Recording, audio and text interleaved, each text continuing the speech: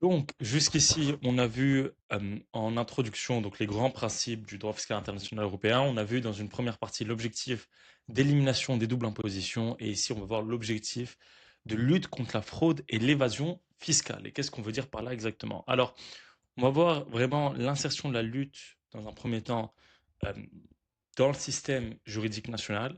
Après, on verra dans un deuxième chapitre l'action des organisations internationales en matière de lutte contre la fraude et l'évasion fiscale.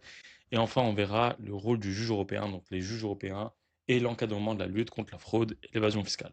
Mais d'abord, en droit, dans le système juridique national, qu'est-ce qu'on fait par rapport à cet objectif? Alors, il y a deux points que j'aimerais ici mentionner. C'est d'abord l'accès aux informations et comment en France on est dans un système déclaratif, et on y reviendra un peu plus en détail après. Et on va surtout voir l'objet du contrôle, donc l'objet justement du contrôle avec la conformité de la lettre, à la lettre et à l'esprit de la loi, donc des différentes mesures. On va voir ça dans le détail. Alors d'abord, concernant le droit à la communication. Ici, ce qu'il faut comprendre, c'est que le système français repose vraiment sur un principe déclaratif. Et donc, c'est les contribuables qui sont donc les personnes physiques qui doivent déposer une déclaration. Donc, on part du principe que les contribuables sont de bonne foi et on les laisse vraiment mettre en œuvre ce système déclaratif où on a à faire, je prends mon exemple, on a à faire une déclaration d'impôt. Ce n'est pas l'État qui l'a fait à notre place. Voilà, par rapport au système déclaratif. Donc on a une présomption de bonne foi et en cas de manquement, évidemment, on a des sanctions, des majorations, des sanctions en la matière. Ça dépend évidemment de la nature justement du manquement.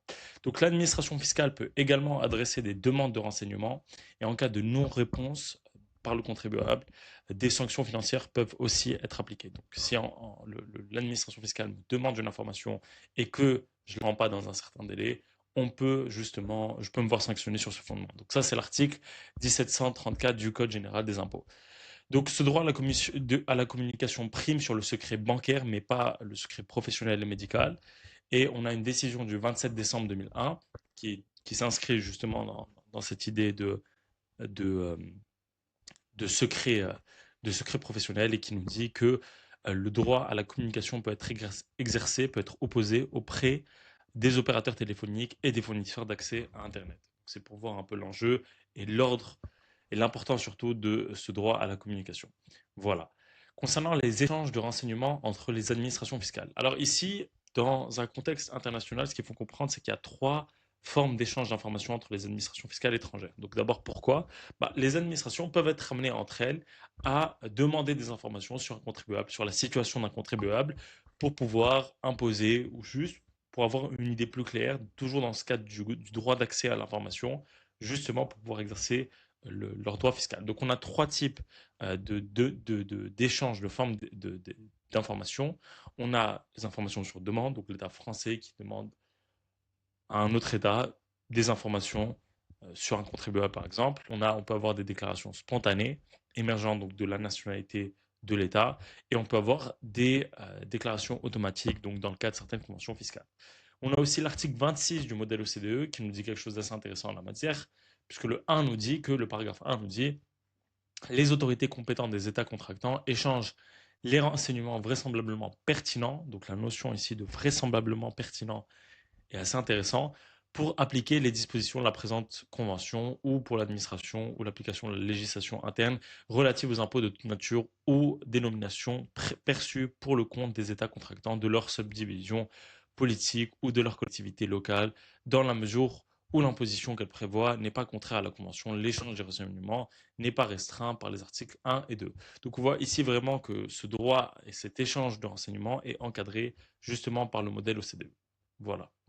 Alors, concernant les collectes des données en ligne, là aussi c'est un enjeu parce que la loi de finances de 2020 a instauré un dispositif qui a été prévu au 13 février 2024 à l'origine, qui permet la collecte de données accessibles en ligne avec des informations accessibles via un compte et un mot de passe. Et ici, ce qu'il faut comprendre, c'est que l'État français peut aller chercher, et surtout de nos jours où on est dans l'ère du numérique, des données en ligne en matière de fiscalité.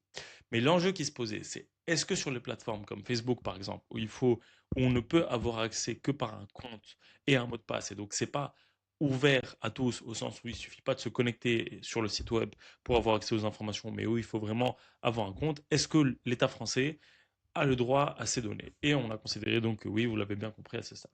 Donc ces données, elles sont traitées par des algorithmes et celles sans rapport avec les manquements sont supprimées sous 5 jours, voilà, et les données pertinentes sont transférées aux services compétents qui ont 30 jours pour engager une procédure ou bien les supprimer. Voilà.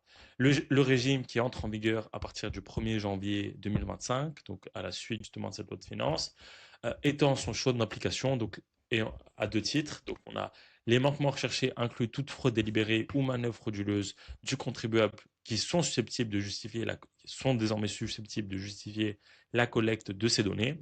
Et les données collectées peuvent provenir de comptes créés sur des plateformes en ligne ou d'échanges sous pseudonyme sans encourager les manquements fiscaux. Voilà, par rapport à 2025. Dénonciation auprès de l'administration fiscale par des particuliers, je pense que c'est aussi intéressant de préciser ce mécanisme. Donc, on a des dénonciations qui sont rémunérées. Donc, possible d'avoir une rémunération en contrepartie de déclarer quelqu'un, d'une déclaration de personne, d'un manquement d'une personne.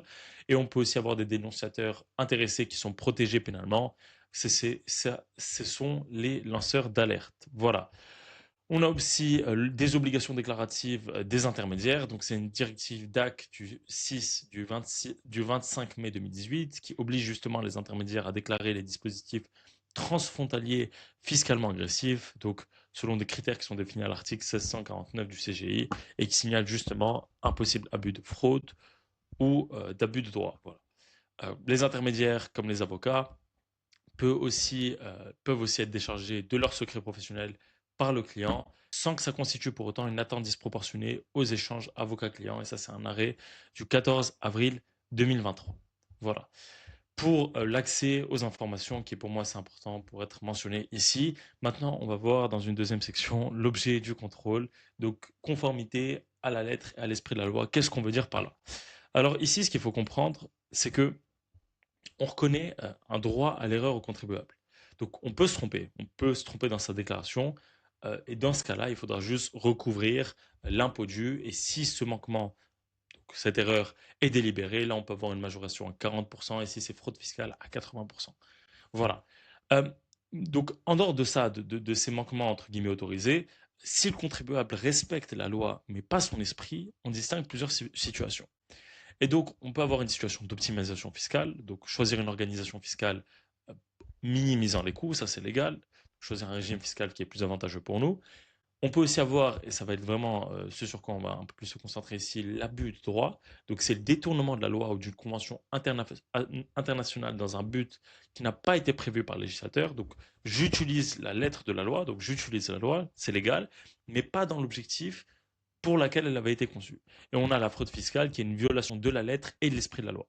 Donc dans l'abus de droit, ici, on a vraiment l'idée que la lettre de la loi est respectée, mais l'esprit de la loi n'est pas respecté. Et dans la fraude fiscale, c'est puni pénalement parce qu'on a une violation de la lettre et de l'esprit de la loi. Donc voilà, d'ailleurs c'est assez logique parce que si on viole la lettre de la loi, par définition on vole l'esprit de la loi. Mais bref. Concernant l'abus de droit, alors ça c'est l'article L64 du livre des procédures fiscales qui dit que l'abus de droit est sanctionné par une majoration de 80%. On a, on a vraiment une influence ici importante sur l'Union européenne puisque l'arrêt Halifax du 21 février 2006, dans cet arrêt-là, la CJUE a défini la pratique abusive comme un acte non conforme à la lettre du texte visant un effet contraire aux objectifs du législateur dans un but essentiellement fiscal.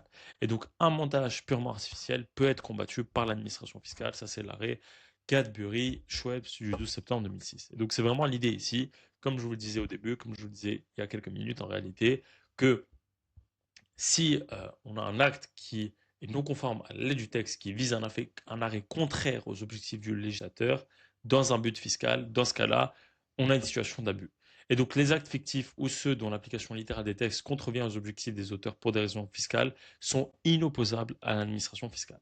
Et donc ça, on a aussi un arrêt Vardanais en la matière du 25 octobre 2017 qui illustre ça, où le Conseil d'État a jugé qu'un contribuable qui cherchait à appliquer littéralement, au sens propre, la convention fiscale franco-luxembourgeoise à des fins exclusivement fiscales constituait un abus de droit. Donc ça, c'est un exemple. Par rapport à l'abus de droit. On a aussi évidemment la fraude fiscale. Donc par rapport à la fraude fiscale, définition de la fraude fiscale à l'article 1741 du CGI, qui nous dit que ça constitue un délit pénal qui vise toute soustraction ou tentative de soustraction frauduleuse à l'impôt. Donc l'intention frauduleuse est présumée en cas de faits répétés ou d'impôts éludés importants. Mais donc c'est vraiment l'idée d'acte qui vise à la soustraction ou même une tentative frauduleuse de soustraction à l'impôt. Et donc en France, donc ça c'est sanctionné évidemment, et il faut un dépôt de plainte de l'administration fiscale. Maintenant, ce qui est intéressant ici, c'est qu'en France, on a un principe d'indépendance des juridictions, donc non bis in idem. Le problème, c'est qu'on peut avoir un contribuable condamné pénalement et fiscalement pour faute fiscale. Et donc ça, c'est une sanction un peu trop lourde parce qu'il est condamné deux fois la même faute. Et ici, on a une QPC du 24 juin 2016 qui nous dit que la sanction pénale ne s'applique qu'en cas de grave violation de la loi fiscale. Et si le juge de l'impôt décharge le contribuable pour un motif de fond, il ne peut être condamné pénalement pour la même fraude. Et donc ici, on veut vraiment éviter justement cette condamnation à deux titres, au titre fiscal et au titre pénal. Voilà. Donc, on a un arrêt Stassar contre France rendu par la CEDH du 4 avril 2023 qui est intéressant ici, parce qu'on était dans un cas où un contribuable avait été condamné pénalement malgré une décharge par le juge fiscal. Et donc la CEDH a reconnu ici une violation de la sécurité juridique au titre de la Convention européenne des droits de l'homme et des libertés fondamentales. Et donc le gouvernement français a proposé une réparation validée par le juge européen. Ça, c'est le principe non bis in idem appliqué à la fraude fiscale. Voilà ce que j'avais à dire pour ce premier chapitre sur l'insertion de la lutte dans le système juridique national.